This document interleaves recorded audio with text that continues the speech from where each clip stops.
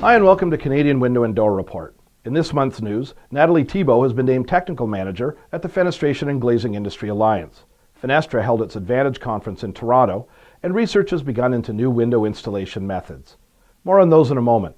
Canadian Window and Door Report is brought to you by Fenestration Conversations. Join me for in-depth discussions with top experts and the influential people in our business wherever fine podcasts are hosted. You can find Fenestration Conversations online at fenestrationreview.com. Now for our top story.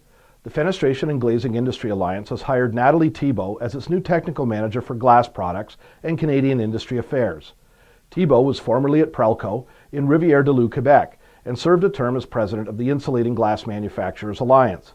She's going to shadow Margaret Webb, FGIA Director of Glass Products and Canadian Affairs, to prepare to take over Webb's duties when she retires next year.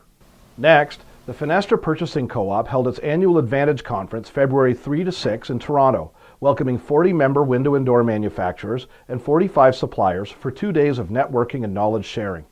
The group toured the awe-inspiring Sunview manufacturing facility in Woodbridge and held speed networking sessions, gathered for a keynote speaker and panel, and ate and drank possibly more than was good for them.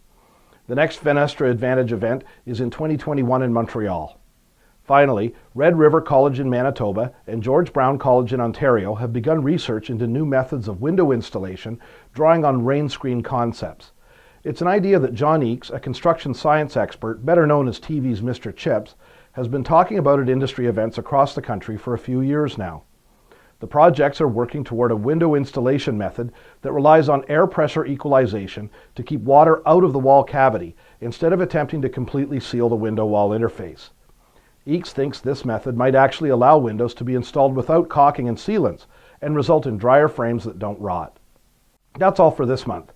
You can find out more on these and other stories at fenestrationreview.com or check out the Fenestration Conversations podcast on your favorite podcasting service. Thanks for watching Canadian Window and Door Report.